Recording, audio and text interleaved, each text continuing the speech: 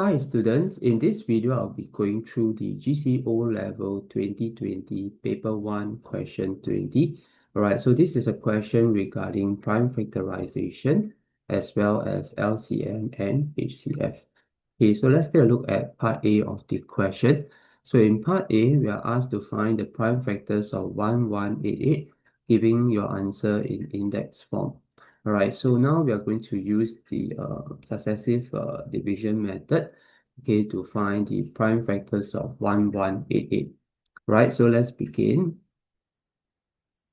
Right, so we start off with 1188. Okay, so whenever you see an even number, you always want to start dividing by the smallest prime factor, which is 2. All right, so that should give you 594. Okay, so 594 is still even, so divide by 2 again. Okay, then we'll get 297.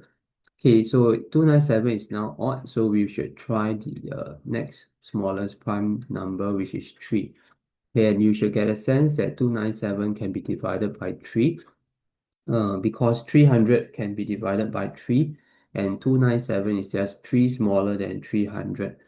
Alright, so it should be just the one multiple before 300. Alright, so divide by 3, you should get 99. Okay, 99 quite obviously can be divided by 3, so you get 33. 33 divided by 3 again, okay, get 11. Then 11 itself is a prime number, so it can only be divided by 1 on itself, so divide by 11 to get 1. Okay, so once you reach 1, then you have completed the prime factorization already. Okay, so the answer will be 1188 equals to 2 square. Okay, so remember they want in index form. Okay, so index is referring to the power A of the prime factors. Okay, times 3 cubed times 11. All right, so this will be the answer. Okay, so let's take a look at part B of the question. All right, so two integers A and B can be written as product of prime factors. Okay, so A equals to P times Q to the power of R plus 2 times 11. And B is P squared times Q to the power of R times 11. Okay, so we are supposed to find the values of P, Q, and R, right? Okay, so they say that the lowest common multiple of A and B, right, is 118. So this 1188 is actually the LCM, right, of these two numbers A and B. Right, but the difficult thing about this question is that A and B are in terms of P, Q, and R, which are unknowns at this point in time. Okay, so let me write down A here. Okay, so this is A and this is B. So P squared times Q to the power of R times 11. All right, so now, although A and B are given in terms of some unknowns, we can still write down the LCM of A and B in terms of P, Q, and R. So if you recall for LCM, we will look at each individual prime factor and take the one with the larger power. Okay, so now A has P, okay, and B has P squared. So the LCM will be P squared, okay? So we can still do as per normal, although P is an unknown. Okay, then one is Q to the power of R plus 2, and the other one is Q to the power of R. So obviously R plus 2 is the bigger power, so we will take Q equals to R plus 2. And 11, both are power 1, so we just take. Okay, so the LCM is like this. Okay, so the question said that the LCM of A and B is 1188, right?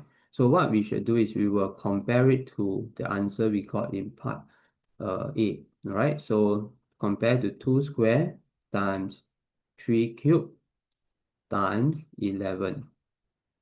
So from here, you can see clearly that now P is going to be 2, right? Because the LCM in terms of P, Q, and R is P squared. And then we are told that LCM is also 1188, which we have prime factorized to be this form. And over here, we have 2 squared. So this means that, okay, Q is equals to 2. Q is equals to, P is equals to 2, right? Okay, so P is equals to 2. All right, then the next one, let's compare the second term. Okay, so over here we have q to the power of r plus 2, and then over here we have 3 cubed. Okay, so comparing this way, q will be equals to the 3 over here. All right, q will be equals to the 3 over here. And then the power r plus 2 will now be equals to the power of the 3, which is also 3. Okay, so the last one, r plus 2 is equals to 3, so r will be equals to 1. Okay, you can see that the 11 fits nicely. Okay, 11 on top and below, when you compare, is also 11. Right. Okay, so what did we learn from this question? Although we have A and B in terms of some unknowns, we can still write down the LCM in terms of the unknowns.